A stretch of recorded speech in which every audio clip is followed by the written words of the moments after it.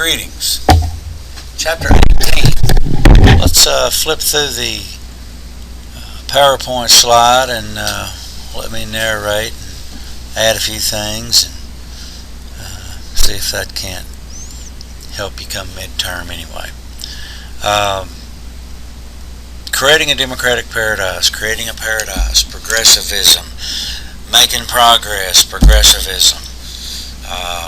We've defined this era, the progressive era, 1895 to 1915. I got to disagree with that. You got to at least carry the progressive movement to 1920. 18th and 19th Amendments don't get ratified until 1920. So, although WW1 from 1914 to 1918 kind of put a quietus on all this movement here, progressivism generally is defined as that movement that lasted until 1920. So let's define it real quick before we get off this introductory page. Progressivism is a movement of political reform during the late 1890s till 1920, which concentrated on curing the ills of society. And there's only about 20 jillion ills of society. Your book organizes it their way, I organize it my way. I like to kind of break down these ills into categories. We're going to go after government corruption, government inefficiency, by trying to bring more power to the people, trying to de-emphasize party politics.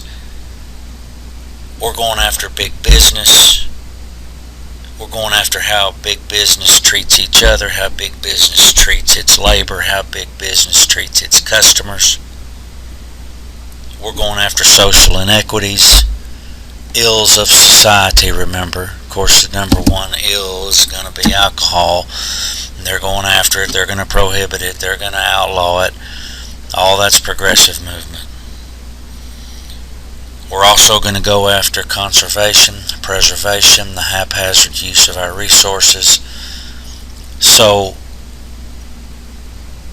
the movement of political reform, late 1890s to 1920, which concentrated on curing the ills of society. Now you start with this picture of this shirtwaist factory fire. Unfortunately, the way our society operates, sometimes we gotta wait for the catastrophe to happen before we'll do something about it. We know there's an issue, but sometimes we don't do anything about it until the crisis happens. Well, the significant thing to remember here is that we might know there was something that should have been done here at Shirtwaist Factory, but there was nothing that was being done at all. It wasn't a matter of not enforcing the law. There was no law. There was, it was just mayhem. You notice here the progressive impulse,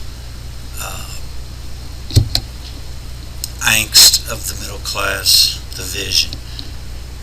I mean, it's easy to describe progressives, but what you cannot do is you cannot just like have one picture of a progressive, because there's no such thing. It's a movement. It's a movement of political reform in all these areas in our society. You've done the chapter. You've seen how many different things have been addressed. Here we're, some of the roots of it, the uncomfortableness, the angst of the middle class. We're a working class society.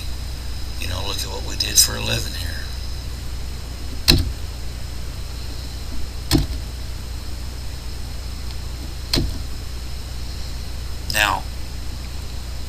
Teddy Roosevelt. The significance of your boy Teddy Roosevelt here is that it's going to be Teddy. It's going to be President Roosevelt who brings this to the national scene. You know, most reform movements, well, let's face it, all of them start locally, and then they may broaden out to, you know, statewide or then regional or maybe even national. But most reforms begin grassroots, locally, and it took a very active president to bring certain relevant issues to the national attention, and Theodore Roosevelt was perfect for that task. He's called the trust buster because he started busting trusts. William Howard Taft, Woodrow Wilson, each broke up more trusts than Roosevelt, but you know, when you're the first,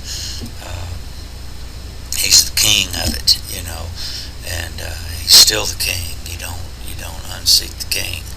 So he's still the trust buster. Interesting, this preservation versus conservation.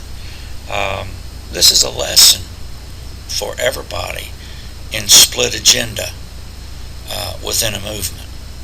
It happens quite often. Here you've got this progressive movement to rein in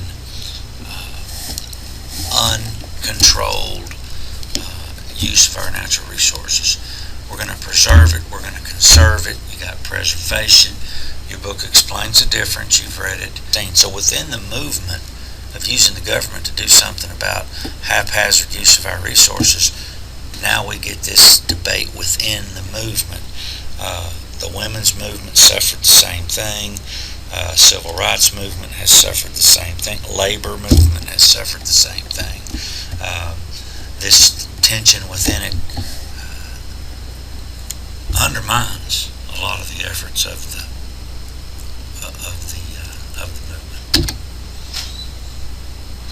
So there we got the trust buster.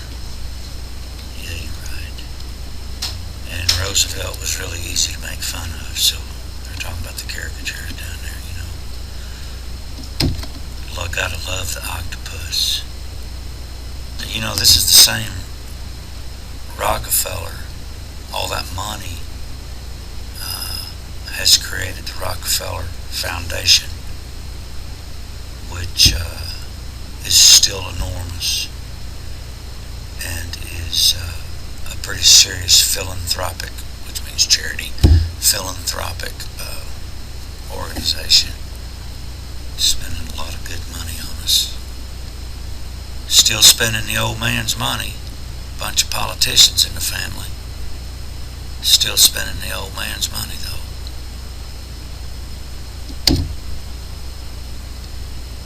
Here's Taft and Wilson. Of course, there you go again. Competing progressive visions.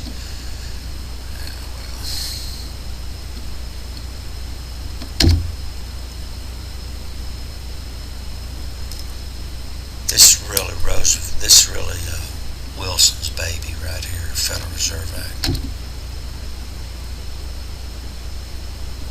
Clayton Antitrust.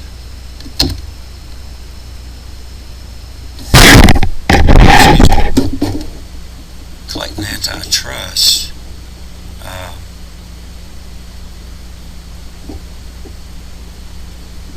You know, we've had these laws here since 1890, Sherman Antitrust. We've had the Interstate Commerce Act since the early 1890s. Those laws were passed in the early 1890s, and then they just kind of laid around waiting for somebody like Roosevelt to become president and start enforcing them, and that's what happened. This election here, another lesson for you. This is a lesson in split parties. See, the Republican Party splits, Roosevelt's out of it, and then he decides to get in it, and he can't get in, so he creates his own party. Boom, Republican Party splits and just lets Democrat Woodrow Wilson walk right into the White House. It'll happen again. Abraham Lincoln happened when he was president.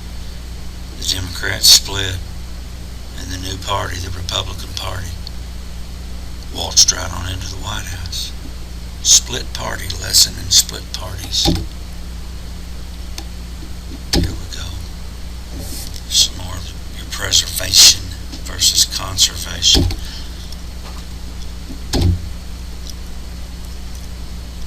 Now here we're getting into capitalist visions. Here we're getting into capitalism. And later in the chapter, your authors talk about socialism. We need a quick lesson in capitalism and socialism.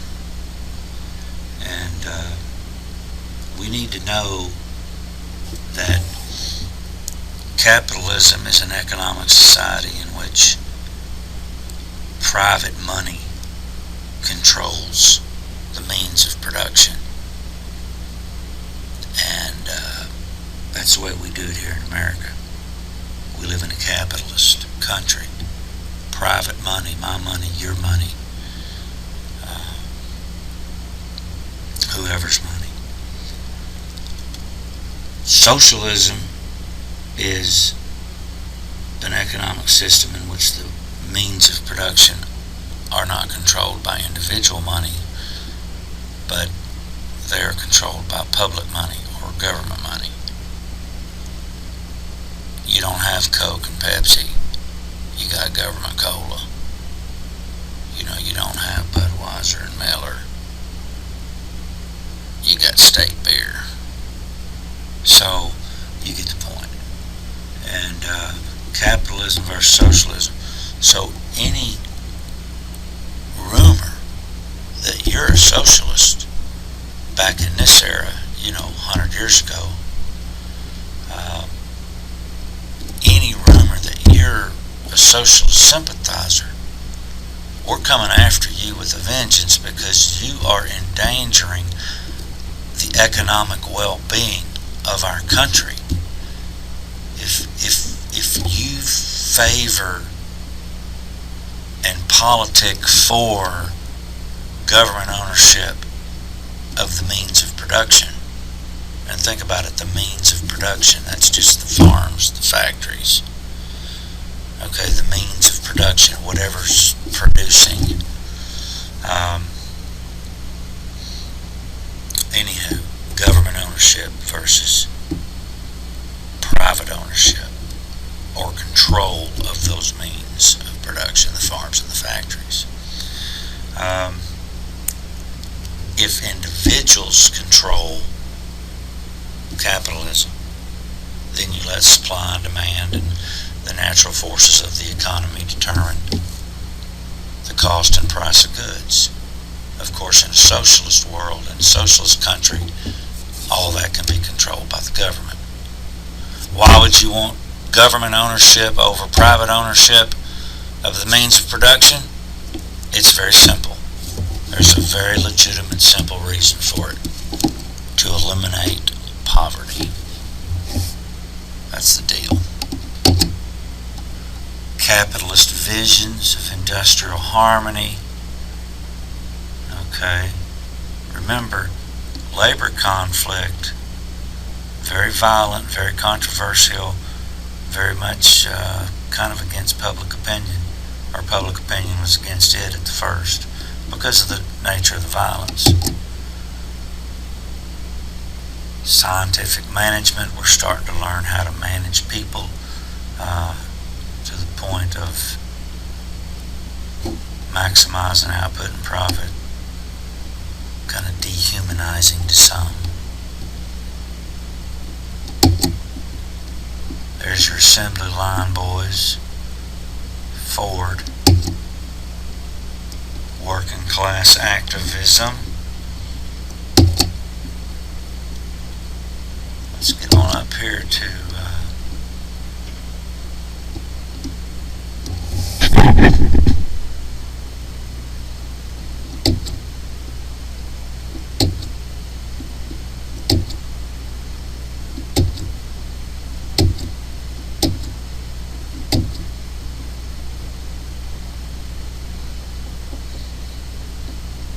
protecting women and children in the workplace.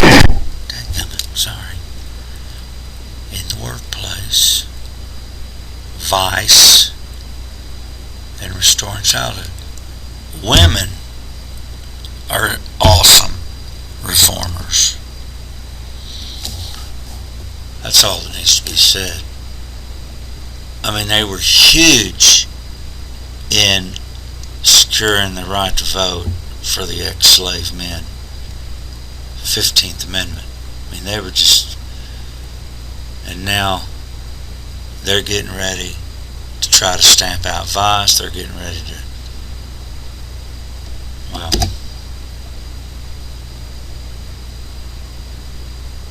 maximum work week. Of course, the advantage of a maximum work week is to set the hours, and then anything over you get overtime. Great example of good intentions that come across condescendingly. Supreme Court upholding maximum hours allowed for women, no overtime, and protecting women's reproductive health, serve the public good.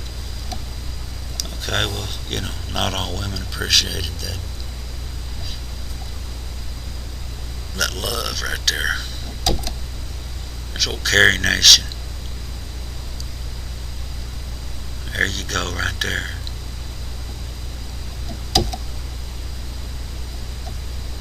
Of course, number one vice in America is alcohol. Temperance movement focused on your personal behavior. Out of the temperance movement grew the prohibition movement, which of course is legal action outlawing, having the legislative body outlaw alcohol. There you go. Make it illegal, you see, we won't have any drunks.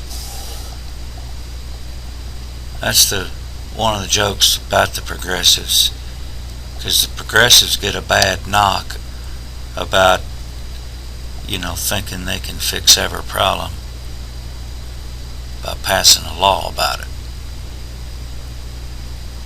They think if they come walking down the street, trip over me, I'm laying out on the sidewalk drunk one morning, today we'd say, well, I don't want anything, he needs to straighten up.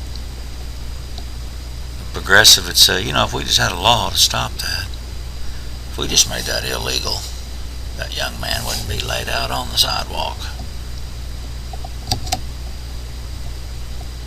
There's dry states, wet states, and damp states, as we understand here in Kentucky. By golly. Restoring childhood. Child labor. That's the big thing right there.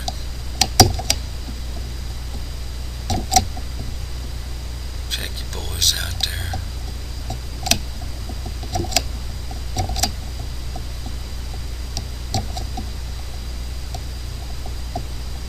See, here we go. Containing socialism. What importance did the socialist movement have during the progressive era?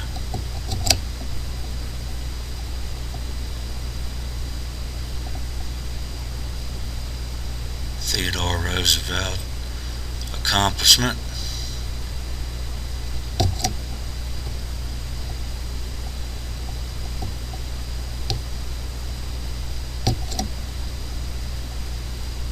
Muckrakers. Teddy Roosevelt called the journalists muckrakers for exposing, for stirring it up,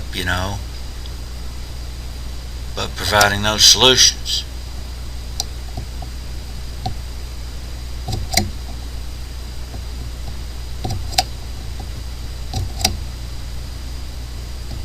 Alright, accepting separate but equal. Progressivism has been criticized as a for whites only movement. the reform here in civil rights comes from within the black community only.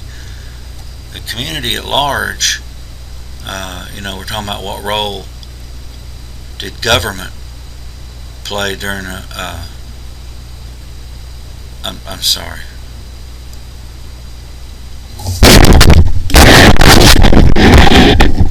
What role did government? That's not what we're looking for. See,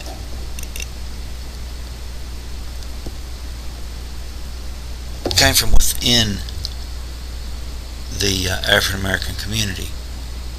Hampton Institute's educational philosophy. There's Booker T. Washington. And so Booker T's offering a philosophy. W.E. Du Bois comes in. W.E.B. Du Bois. There's Booker T's got the students working, fixing up Tuskegee Institute. There's Booker T.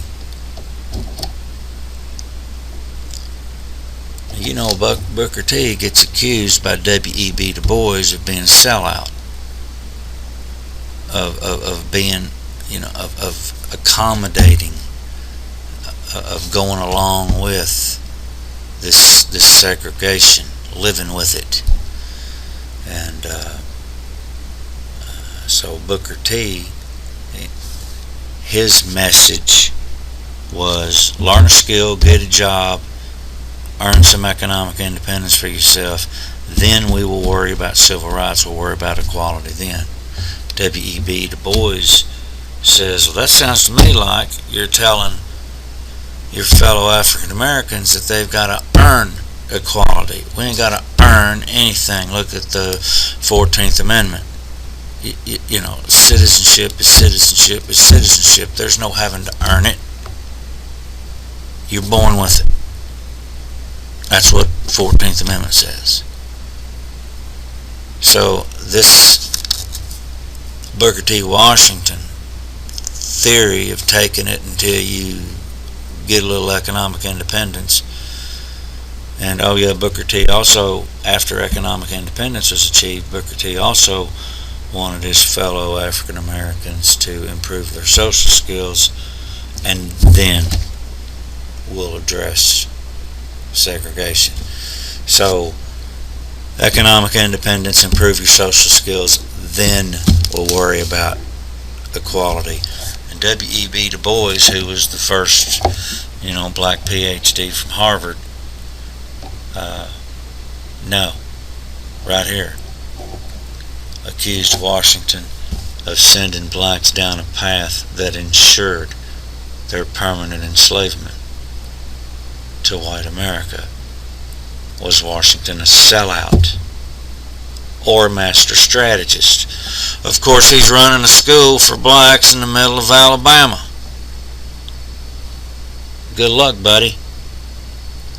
Well, that might help to explain his soft-pedaled message. You see, he's down there in the heart of Alabama, and he needs some of that white money to function, and he gets it. He wasn't very controversial. His message was a heck of a lot more acceptable than W.E.B.'s message to the white community, if you think about it. So just like with Dr. King and Malcolm X, your white community tends to favor that more acceptable message. And here we go. Chapter review. I want you to remember capitalism versus socialism. I want you to know the constitutional changes. Make sure you know those, the amendments 16, 17, 18, 19. Know how they fit into the progressive movement. And then there's an issue of constitutionality. The Congress passing laws interfering, if you will, into a lot of the areas of our society. And when Congress does things it has never done before, there will be questions of, does Congress have that authority? That in part explains the 16th Amendment, creating the income tax. If it's an amendment, it's part of the Constitution. So the Constitution gives the Congress the authority to collect an income tax. Now we don't have to argue about, is Congress collecting an income tax constitutional? Because now it is. But prior to the amendment, there was that debate. Okay. Take care. Talk to you later.